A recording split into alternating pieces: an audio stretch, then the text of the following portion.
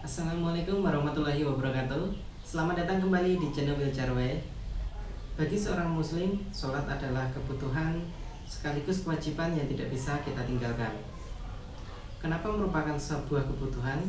Karena sholat sebenarnya adalah fasilitas yang diberi Allah kepada kita untuk memudahkan kita.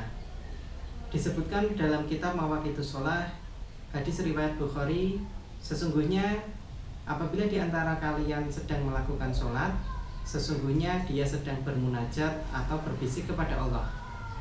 Kemudian di dalam surat Al-Baqarah ayat 45 disebutkan wasta'inu bisabri wassalah. Memintalah pertolongan Allah dengan sabar dan sholat. Lalu bagaimana cara seorang paraplegia atau pengguna kursi roda untuk melakukan aktivitas wudhu kemudian sholat? Simak terus video ini sampai selesai ya.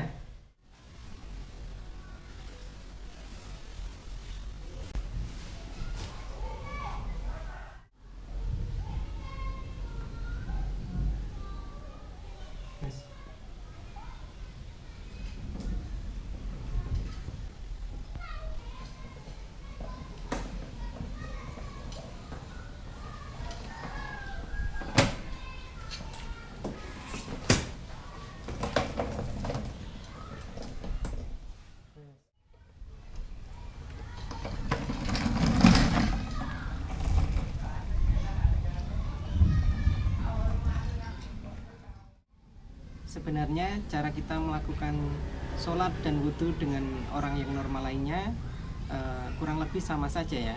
Hanya saja yang membedakan antara orang yang tidak bisa merasakan kencingnya, yaitu aturannya adalah 1 kali wudhu untuk 1 kali rangkaian sholat.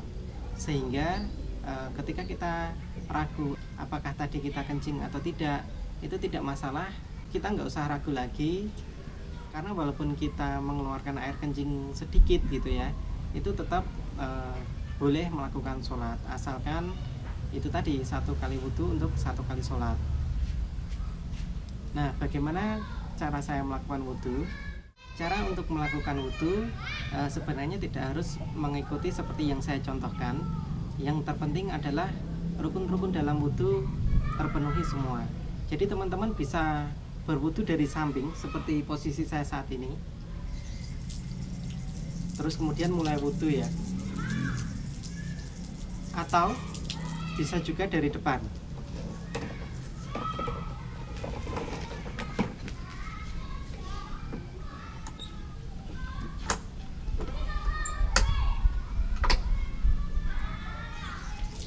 Nah, bagi teman-teman yang mungkin jauh mungkin tidak bisa menunduk terlalu jauh, maka bisa berwudu dari samping seperti yang saya contohkan tadi. Tetapi bagi teman-teman atau saya sendiri itu sering melakukan wudu dari depan seperti ini.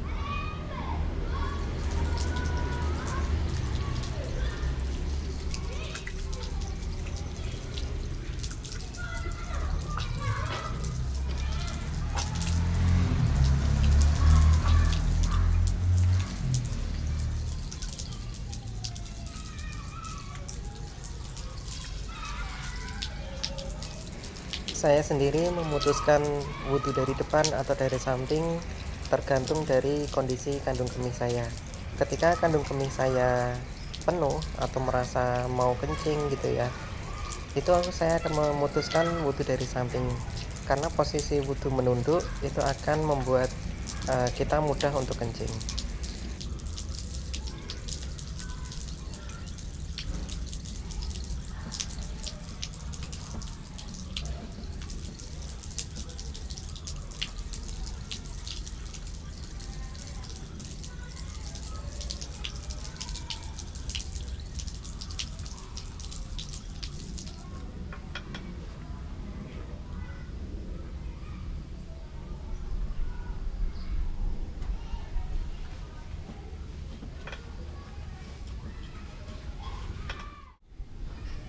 Bagi teman-teman yang ingin pergi ke masjid tapi terkendala dengan akses menuju masjid, maka teman-teman bisa mengkomunikasikannya dengan pengurus masjid setempat gitu ya.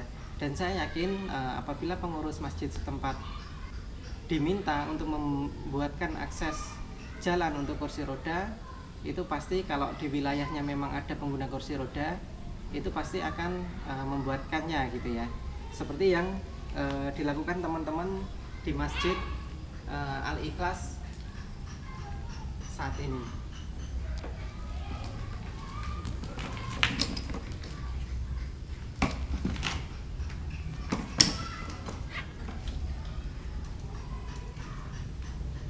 Kemudian sebelum memasuki masjid biasanya saya menyediakan lap untuk mengelap ban saya ya, karena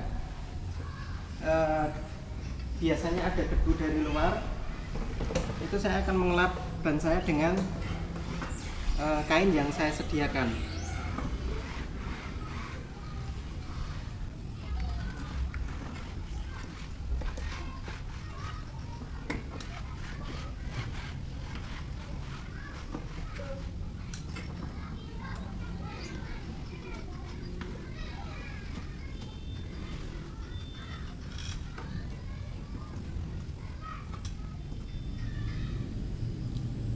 Lalu bagaimana cara kita untuk sholat dengan menggunakan kursi roda? Jadi seperti pada umumnya ya, ketika teman-teman ingin sholat dengan posisi duduk, baik menggunakan kursi roda ataupun ketika sedang di tempat tidur, maka teman-teman bisa duduk dengan bersandar ataupun tidak, itu boleh ya. Terus kemudian kita melakukan takbiratul ihram seperti biasanya. Allahu Akbar. Nah, terus kemudian setelah melakukan takbiratul ihram, nanti kita rukuk.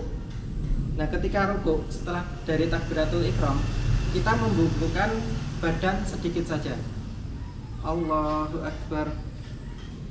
Nah, jadi harus dibedakan antara membungkukkan badan ketika rukuk dan sujud. Jadi bagi teman-teman yang bisa membungkukkan badan maksimal, maka sujudnya bisa dengan membungkukkan badan secara maksimal. Tetapi ada juga yang apabila perutnya sakit, terus kemudian agak gendut gitu ya, maka pasti akan terbatas gitu ya, nggak mungkin bisa membungkukkan badan semaksimal mungkin. Maka jika maksimal sujud kita sampai sini, maka rukuk kita harus lebih tinggi daripada sujud kita. Jadi ketika posisi berdiri seperti ini, kemudian rukuk seperti ini, sujud bisa seperti ini. Nah, sedangkan saya sendiri bisa sujud dengan maksimal atau membungkukkan badan dengan maksimal.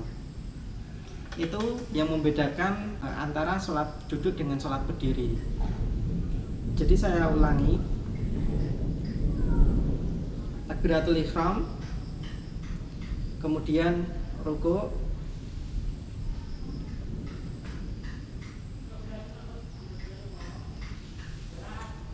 kemudian iktidal, kemudian sujud.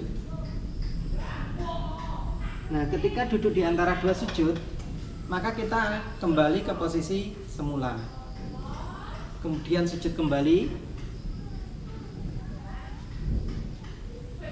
Kemudian berdiri kembali atau kita duduk kembali untuk melakukan rakaat kedua.